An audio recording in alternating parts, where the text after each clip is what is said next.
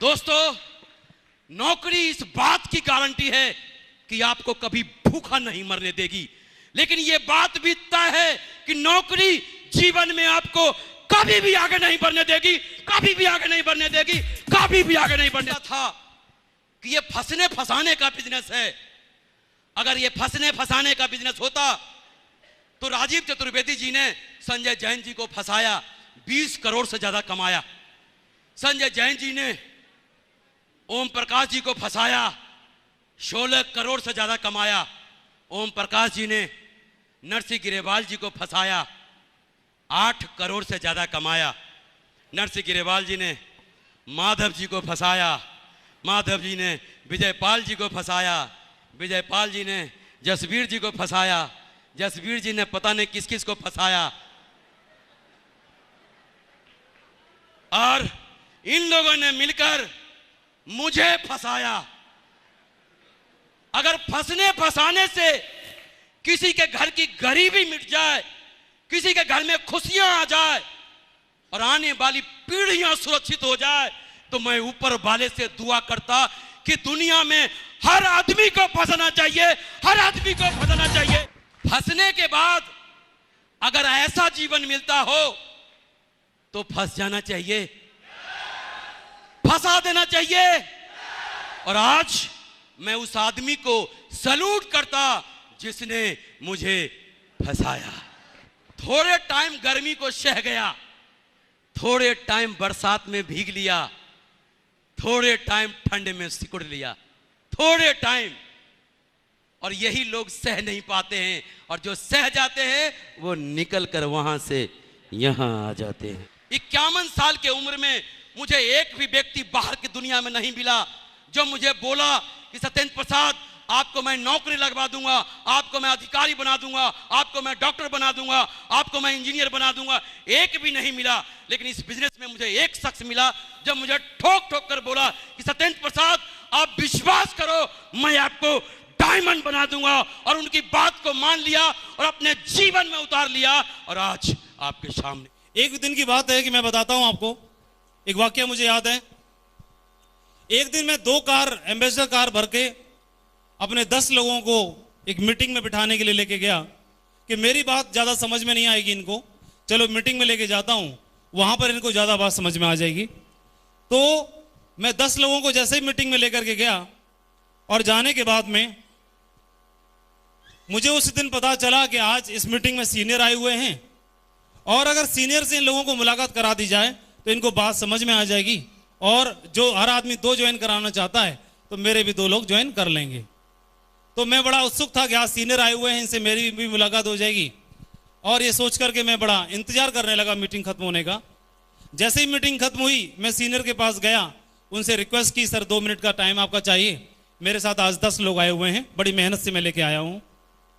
तो उन्होंने मेरी बात को स्वीकार किया और मेरे साथ आए, और आने के बाद मेरे 10 लोगों से मुलाकात की। जैसे मुलाकात कर ही रहे थे, उन्हीं में से एक व्यक्ति ने, जो 10 लोग मेरे साथ आए थे, उन्होंने, एक व्यक्ति ने उनसे पूछ लिया, आप इस बिजनेस के सीनियर हैं, तो ये बताइए कि क्या गारंटी है इस बात की कि हम भी इस बिजनेस में सफल हो जाएंगे। तो मैं तो बड़ा फूल रहा था, क्योंकि सीनियर से मुलाकात करा रहा हूं। बोला, पूछो ये कितने क्वेश्चन पूछने, आज ये सबके जवाब देंगे आपको। तो मैं बड़ा खुश था, मुझे उनकी बात पर डर नहीं लगा कि कहीं ज्वाइन करेंगे कि नहीं करेंगे। मैं उत्साहित इस बात से था कि आज सीनियर हैं, इनसे मुलाकात करा रहे हैं। तो जैसे उन्होंने गारंटी मांगी कि क्या गारंटी है कि हम इस बिजनेस में सफल हो सकते हैं, तो सीनियर ने क्या बोला, जानना चाहेंगे? उन्होंने बोला, कोई गारंटी नहीं भाई, कोई गारंटी नहीं है। और जैसे ही ये बात उन्होंने बोली, वो 10 की 10 सीट खाली हो गई। मेरे को समझ में नहीं आया कहां गए, सारे भाग गए। वो सारे के सारे 10 लोग वापस चले गए।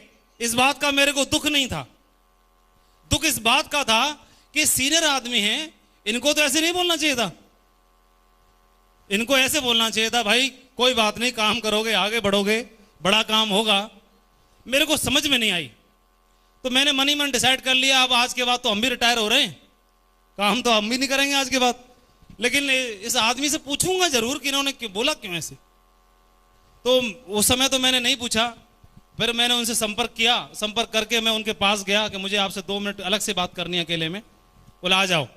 और जब मैं उनके पास शाम को मिलने के लिए गया, उनसे पूछा मुझे ये बताइएगा आपने ऐसा बोला क्यों? तो उन्होंने मुझे क्या बात बोली जानना चाहेंगे? उन्होंने मुझे एक बात बताई कि माधव जी, जो मुझे लगता था वो मैंने बता दिया। गारंटी की अगर बात करते हो तो आप मुझे बताइए, इस दुनिया में गारंटी है किस चीज की? किस चीज की गारंटी है इस दुनिया में? गारंटी अगर शब्द जहां जुड़ जाए, गारंटी अगर मांगना शुरू कर दें तो मां बच्चों को जन्म देना बंद कर देगी, क्योंकि कोई गारंटी नहीं होती कि बच्चा बड़ा होकर सपूत बनेगा। इस बात की गारंटी होती है? नहीं। गारंटी इस बात की नहीं होती कि लड़का जिस लड़की को देखने के लिए जाता है, लड़की जिस लड़की को देख के जीवन साथी चुनने का संकल्प लेती है, वहां कोई गारंटी नहीं होती कि जन्म जन्म का रिश्ता बनेगा। कोई गारंटी होती है? सिर्फ एक विश्वास होता है, सिर्फ एक भरोसा होता है, सिर्फ एक उम्मीद होती है कि जिंदगी भर का साथ बनेगा। सिर्फ एक उम्मीद होती है। अगर गारंटी मांगना शुरू कर देंगे तो लोग मंदिर मस्जिद गुरुद्वारे जाना छोड़ देंगे। क्या गारंटी है कि जहां पर मंदिर में जाके मस्जिद में जाकर के और हमने सजदा किया कि वहां पर हमारी पुकार सुनी जाएगी? सिर्फ एक विश्वास होता है कि उस पत्थर में भगवान बन जाते हैं। एक उम्मीद होती है बेटा बड़ा होकर हमारा सपूत बनेगा। इस बात का भरोसा होता है। भरोसा होता है उस मूर्तिकार को कि पत्थर के अंदर मूर्ति निकलेगी और उसमें मूर्ति बन जाती है। एक भरोसा होता है। भरोसा होता है उस कुम्हार को कि इस मिट्टी में मिट्टी नहीं है, ये मिट्टी में बर्तन है, इस मिट्टी के अंदर मूर्ति है, वो मिट्टी बर्तन बन जाती है, मूर्ति बन जाती है। एक भरोसा होता है, एक विश्वास होता है। होता है कि नहीं होता है? अरे बाप बेटे को पालना बंद कर देगा उस दिन जिस दिन अगर गारंटी लग जाएगी। गारंटी उस समय भी नहीं होती जब पेशेंट डॉक्टर के यहां जाता है। डॉक्टर एक माध्यम होता है, कोशिश करता है। गारंटी वहां भी नहीं होती।